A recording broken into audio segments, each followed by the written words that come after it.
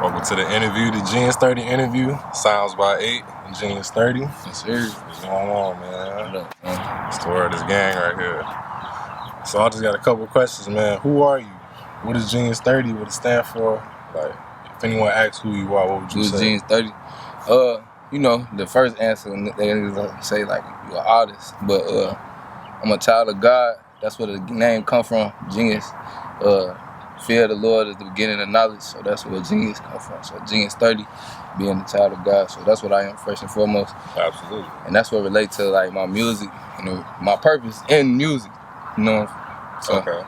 that's the answer to your question, man. What you been working on as far as music? As far as music, you know, if you've been around long enough, you know, I had these projects out and I kind of like backtracked and took everything down so I could rebrand myself. So basically we working on these projects. They behind the camera right now, but we working on these Who behind the camera right now? We got my boy AD. He said 5'5", then we got Tay Richards. Yes, sir. Yeah, we got them behind the camera. Right now we working on these stories. So right now we working with Story of Devin. That's a 3-song series, which is gonna capture this story of this character, and it's gonna develop through the songs and through the visuals to be able to represent like who I was at a point in time, who someone else may be at a point in time, and be able to tell the story through music and visually, you know. So it's just taking a little process, but everything got to be right, you know. So God timing. Absolutely. Who else is all part of the team? You know, you got Off Key, you feel me? You got all of us. Yeah, we got Off Key. It's like who that is, what that is. Yeah, we got it's a big team, man. Over the time through this music thing, I've been bumping heads and with some great creative minds. So we got Off Key, you know, we got 8, we got Peyton, we got CJ, we got Jack, we got Don now, you know, and we also got Alfo, we got Brino, we got Austin with the camera as well. So it's a big team, but Off Key is really finding your identity and being yourself, you know, because I feel like the world always try to create and shape a narrative for somebody else, but you know, we clay, and God molded us into the part that we supposed to be, but the world like to put those pressures on you and like make you identify as something else. So that's what Off Key represent. It's okay to be you. That's like slogans, you know. So people been wondering like where the music been at, what you been doing since like the hiatuses here and there. Just give them a little fill in of what's been going on. Yeah, first and foremost, I've been working on myself, working on my character development. First, it's life, you know, so I gotta take care of my mental health and things like that. Like, example, growing up, bro, I wasn't able to process emotions. You know that, like, I already know how to process, but now it's to a point where I could identify, like, I'm sad or I'm happy, like, things like that. So, that's the first thing, bro, identifying with who I am as an individual. And then secondly, you know, I had to, like, find my sound because I felt like I was making music to please other people. It may have been fun as far as like sonically, but I feel like I had to get back to my bread and butter, and that's what's coming. So I just had to make sure that how I'm gonna represent Off Key, but I'm not Off Key, you know. Exactly. So that's why I took a hiatus. So now I'm back though. We got some things coming that's like in the lane that I'm supposed to be in, what represent me and what represent my brand. So. Okay, cool. What do you think about the current state of music right now? What you think about it?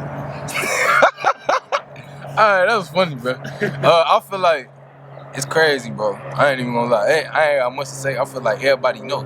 Like, it's just not it. I don't know. I feel like it's no substance. And like, it's a tool.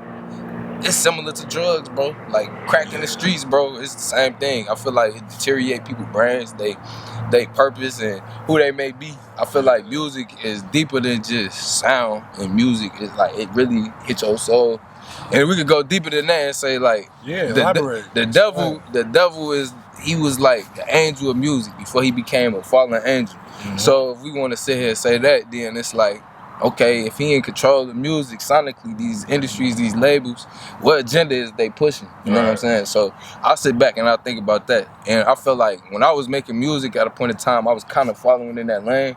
I was playing like both sides in a sense. And I had to step back and be like, hey, well, the path that I'm leading, I'm similar to these other individuals in which I don't want to be. So I don't know, the state of music, it just needs a revival for sure. Like, absolutely. Really does. I agree. The state of music is pretty crazy right now. Yeah, bro. You said it perfectly. it's very destructive. But you said it all. We ain't gotta get into that. Yeah. What's some of your influences? My influences, I personally, it's crazy, bro. I don't be listening to music. I ain't listened to music for a while. So my influences kind of date back besides J. Cole. Mm-hmm. So it's J. Cole, and then really 3 Stacks, Andre 3000. And outside of that, I don't really have that many influences. I'd say Ace Hood at a point in time. But Ace Hood, he came out, that boy was crazy to me. And Big Sean at Dark Sky Paradise, that was big for me, bro. Yeah, I love Platinum and Wood, bro. Yeah. That right there, that had me, sweaty. That had me in the headlock. Yeah, we got good memories in high school. Yeah. After that, though, stopped listening to music. After like junior year, I just couldn't. I don't know. It just don't. I don't know. I love music, but it don't pull me. Like it's very distasteful for me, bro. Mm-hmm. Like I don't enjoy it as much as like you would think. I'd rather listen to gospel. I listen to some country music. I don't know no artists in that field, but like their storytelling is very like. Jason Aldean, is that a country artist? Yeah. Nah. Jason Aldean, you sure? Bro, that sounds like a breakfast sandwich, shorty. I ain't even gonna lie.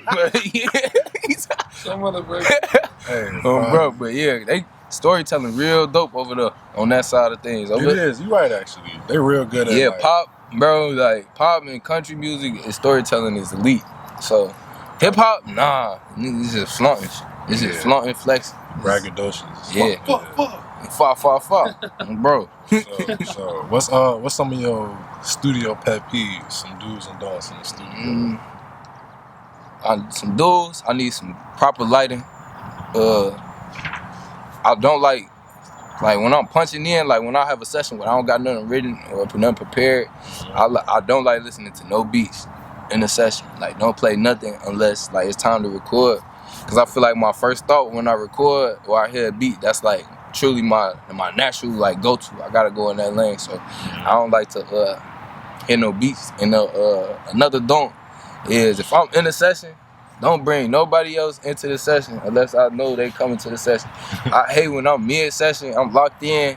And like I said, if I'm not writing, I'm just punching in, I'm in mode. And then somebody come in like, yo, that just throw me out. Like, yeah, okay. I don't like that. Sorry, Thaddeus no shorty. Like, nah. I love you, gang, but shout out Thaddeus, man. Yeah, Thad, fuck. You kind of listed this already, but what are your favorite top 5 artists or producers? Producers? Well, I'll say Pharrell up there for sure. Kanye as an artist and producer is amazing. It was a point of time Metro I used to love that boy Metro. Yeah. And DJ Esco. Like Future sound, like production wise is great. I just don't like what they be talking about with the music, but production wise, Future got it, bro. Like very. It remind me of like the Jungle shorty, like it's real live, like aggressive. And I'll say off keyboard production, that's a whole other lane. Y'all just ain't get to experience it fully yet, but I'll say they're my top 5 like producers / artists. Most definitely. So. Absolutely. What's one of your favorite books? My favorite books? Right now I'm reading this book called The Art of the Impossible.